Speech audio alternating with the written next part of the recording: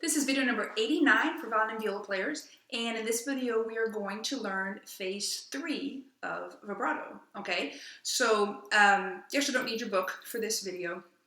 What you are going to do is we are going to think about what we started off with. Think about the motion you started off with the egg shaker. Your whole wrist was moving, everything was moving, right? And then with the bouncy ball, we stopped the thumb, and then we kept that same motion. And we had this joint and this joint, okay? And again, what we're learning is a wrist vibrato. If you are taking private lessons, your teacher might be teaching with something called an arm vibrato. That's a different thing. It's good to know both, okay? In fact, quite often I do kind of a hybrid, but it's good to know wrist and arm vibrato. They're needed for different things. I have found wrist is probably the easiest one to teach to a large group of people. That's why I do wrist. So what we're going to do now, we stopped the thumb. Now we're going to stop one finger, okay? If you have not been doing your bouncy ball, you're probably not ready for this video. And you need to be doing your bouncy ball. In fact, you're probably pretty far behind because at this point you should have been doing the bouncy ball for about 2 months now. So if you're not following that, that's something you need to be doing every day. And then once we get these wiggles, you do them every day until they get you to the next phase, okay? You're going to be working through these videos as part of your practice. Do your vibrato exercise just like you do your scales every day. Scales, vibrato exercise, bow exercise every day to make sure that we are learning all of the things that we need to learn, okay? So what you're going to do now is, at this point, this should be an easy basic thing. If you were not doing the bouncy ball, again, you're going to have to go back, and you're about 2 months behind now because bouncy ball you should be doing that every single day. Okay, you can't just jump into this third phase of vibrato without doing the others. So you need to make sure that only your thumb touches and the finger that you're going to be moving. I want you to put your third finger down. We need to use independent fingers, and notice this is not touching. Okay, it cannot be touching.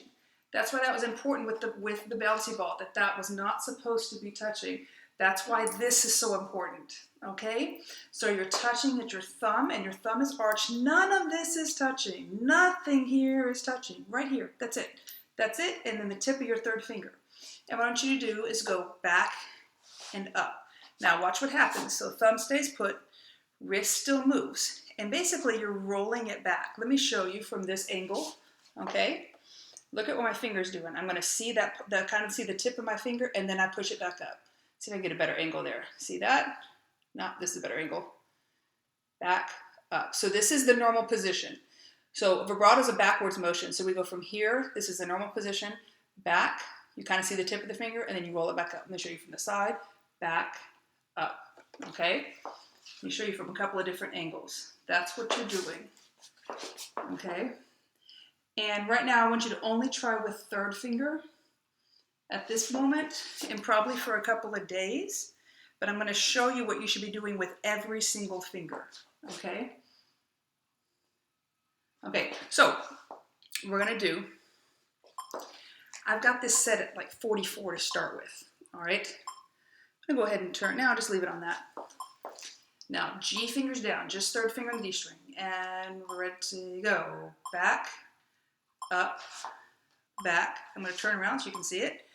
Back, up, back. Now go twice as fast. Back, up, back, up, back, up. Now it's not flattening the finger out. It's rolling it backwards and forwards through the wrist. Now go twice as fast. Back, back, back, back, back, back, back, back, back, back. See that right there? Okay, now here's the thing. This is probably going to hurt your hand a little bit. All right, if it doesn't, that means your hand and your fingers are already strong.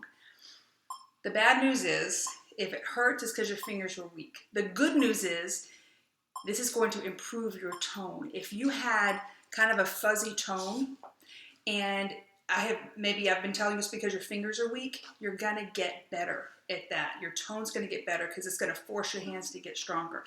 You're not going to have a choice now, okay? So it's not sliding. You're not sliding it, and you're not lifting it up and down. I've had kids try to do that too because they think they can get the vibrato motion, the sound going that way. That's not what vibrato is.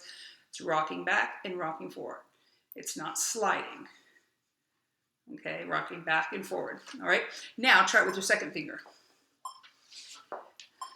And let's go back, up, back, and you do the whole routine. 2 measures of the slow speed, which is half notes, by the way, and well, now it's quarter notes, now eighth notes, twice as fast. Back, up, back, up, back, up, back, up, back, up. Now go twice as fast. Back, back, back, back. Remember, first finger doesn't touch. Nothing touches but thumb.